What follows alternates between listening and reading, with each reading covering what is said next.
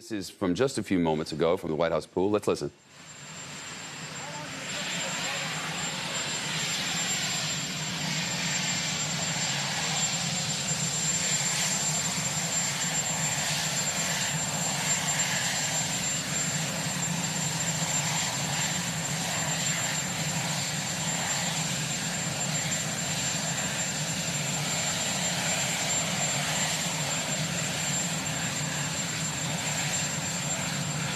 I must say, as an American, that's a reassuring piece of video right there. The president walking out with a salute to the Marine at the entrance to the helicopter. Mark Meadows was there at his side, the president wearing a mask. I believe this is the second time I've seen him actually wear one. Mark Meadows wearing one as well. And now the helicopter en route to Walter Reed. What do you make of somebody walking across a lawn, except, he was up and on his own and doing just fine. That's how it looked, at least, Doctor. It's encouraging.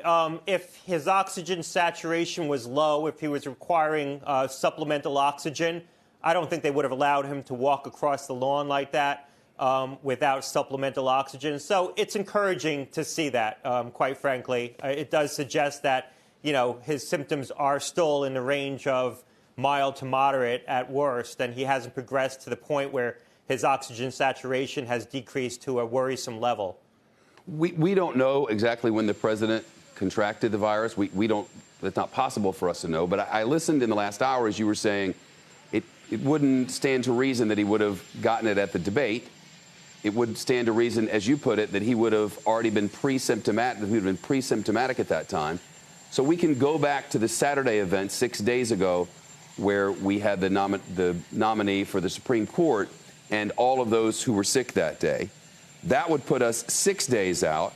So the next, 5-6 days would be of critical importance.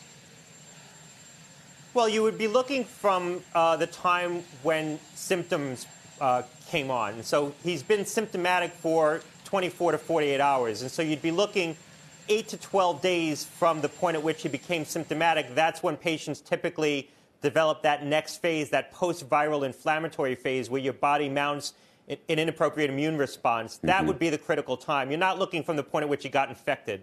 It mounts an I want to go to Eamon Javers. I want to pick up on that thought in just a moment. Eamon Javers is there at the hospital as the chopper's coming in. Eamon?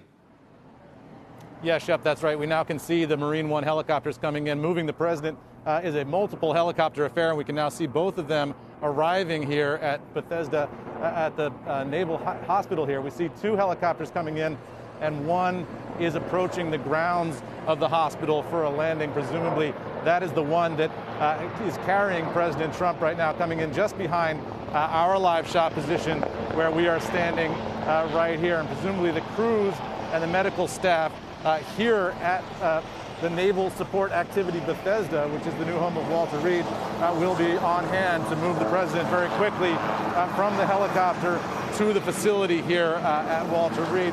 We saw the president walking out of the residence and getting on board the helicopter under his own power. That was, as you said, Shep, an encouraging sign. I would imagine that we will see something similar here. It's not clear if we will get similar pictures here, though, because the White House press pool does not travel on Marine One with the president. The pool would be pre-situated in place if they can be. And from our position here, we will not be able to see the president emerging from Marine One, which is just behind my shoulder here now. But the president has arrived and presumably will soon move into the facility and begin whatever process of treatment is necessary. We don't know exactly what the medical specialists are going to be doing this evening in terms of the president, but we've got a fascinating dynamic now as the sun is setting over the hospital here just outside of Washington, D.C. The president arriving here, the vice president at the Naval Observatory just a short ways from here. We are told there are no plans now to transfer power from the president to the vice president, but the vice president, I'm told, is feeling healthy at this hour and is at his residence as the president is being moved here to Walter Reed. Shep, back over to you. Shepard Smith here. Thanks for watching CNBC on YouTube.